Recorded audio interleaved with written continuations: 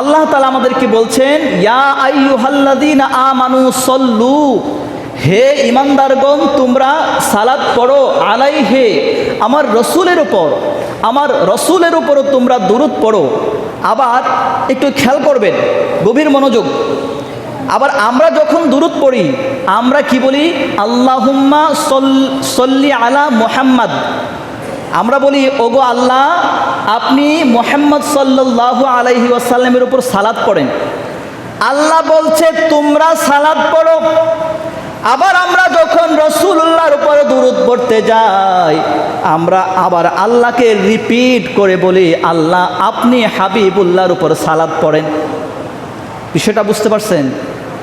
বিষয়টা কেমন হয়ে গেল না? ইমাম শামসুদ্দিন মুহাম্মদ আস-সাখাবী রহমাতুল্লাহি আলাইহি উনি একটা কিতাব লিখেছেন, আল কওলুল বাদি ফি সলাতি আলাল হাবিবি শাফি। এই গ্রন্থটা আজ থেকে প্রায় 550 বছর আগে লেখা হয়েছে, অনেক পুরাতন গ্রন্থ।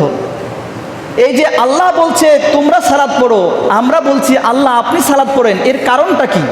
আমাদেরকে দরকার ছিল যে উসল্লি নুসল্লি, আমরা সালাত পড়ি, আমরা দুরূদ পড়ি।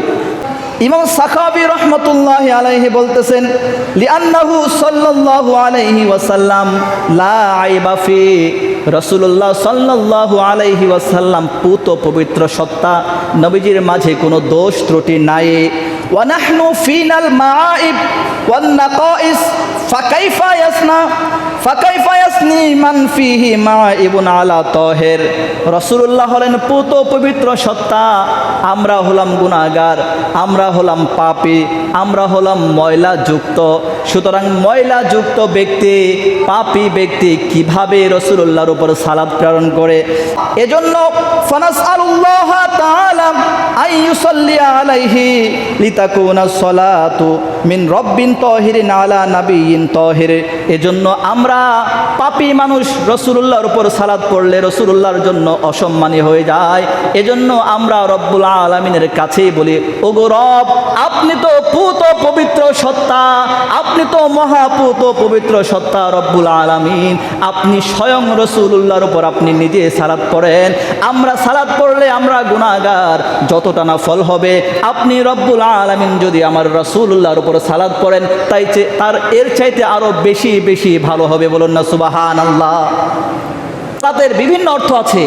সালাতের অর্থ দোয়া, সালাতের অর্থ ইবাদত, সালাতের অর্থ ইস্তেগফার, বিভিন্ন অর্থ আছে। কিন্তু ইস্তেগফার আল্লাহর শানে যায় না, দোয়া আল্লাহর শানে যায় না। আল্লাহর কাছে আমরা দোয়া করি, আল্লাহর শানে যদি দোয়াটা আমরা ইনক্লুড করি, আল্লাহ কার কাছে দোয়া করবেন? আল্লাহ তাআলা কি কারো কাছে দোয়া করতে পারেন? জোরে বলেন, আল্লাহ তাআলা কারো কাছে দোয়া করতে পারেন?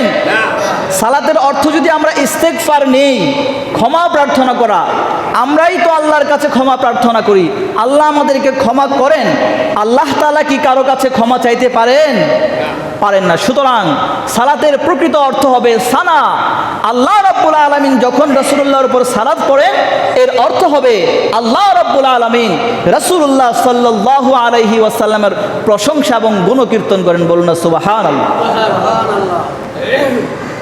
হাদিসের মধ্যে এসেছে